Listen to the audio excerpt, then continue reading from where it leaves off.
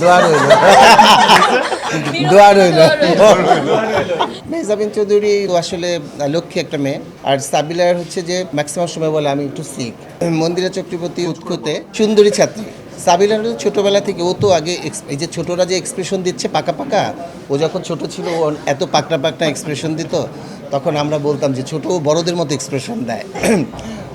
একদম ছোটবেলায় বড়দের মতো চোখ টোক একদম নায়িকাদের মতো করে করতো। ও নায়িকা ছোটবেলায় ছিল, হ্যাঁ ছোটবেলায় নায়িকা ছিল।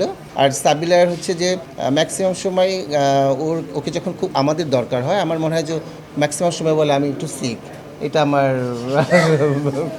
আজকে শরীরটা ভালো না। তো আমি চাই আমার ছাত্রী সবসময় সুস্থ থাকুক। হ্যাঁ আজকে তো আসছে, আজকে আসলে রিয়েল কাজে চলে এসেছে। মেহজাবিন চৌধুরী কি বলবো, ও তো আসলে লক্ষ্মী একটা মেয়ে, এটা হচ্ছে ভালো গুণ। খারাপটা কি বলবো, খারাপ পাচ্ছ না, এটাই তো একটা গুণ। খারাপ কিছু নেই, এটা একটা বড় গুণ। হ্যাঁ, মন্দিরা চক্রবর্তীও লক্ষ্মী অনেক, খুব নিজেকে পরিপাটি রাখতে পছন্দ করে, খুব খুঁতখুঁতে। চেঞ্জ করে বল, কারণ এডিট করলে একই রকম লাগবে, অন্য কিছু। সুন্দরী ছাত্রী, এই যে অলস।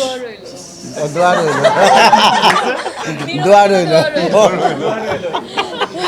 সামনে আরো ভালো করবে, সামনে এর পরেরটা আমরা বেশি রিহার্সাল সামনে আরো ভালো করবে। পরে হ্যাঁ, আমার কাছে আমার সকল ছাত্রীরা বা স্টুডেন্ট সমতুল্য যারা, সবাই আমাকে ভীষণ রেসপেক্ট করে, অনেক ভালোবাসে, সেটা আমি বুঝতে পারি, উপলব্ধি করতে পারি।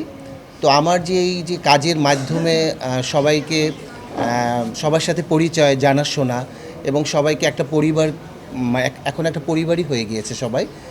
সেই পরিবারের মানুষগুলোকে যখন আমি ডাকি তারা তখন ছুটে আসে, বা তারা যখন ডাকে কোনো আমাদের এমন না যে তাদের কোনো হয় না কোনো কস্টিউম প্রবলেম হলে বা কোনো কিছু একটা গয়না প্রবলেম হলে বা কোনো হয়তো অন্য কোনো কোরিওগ্রাফারের কম্পোজিশনে ওরা করছে কাজ, কিন্তু সেখানেও আমি হেল্প করি। আমাদের সম্পর্কটা এরকম।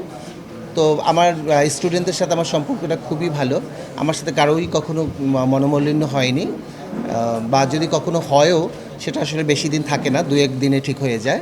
তো এই সম্পর্কগুলো আসলে কি নাম দেবো সেটা জানি না, কিন্তু এই গুরু শিষ্যের এই সম্পর্কগুলো সবসময় যেন এরকমই থাকে, আপনারা দোয়া করবেন।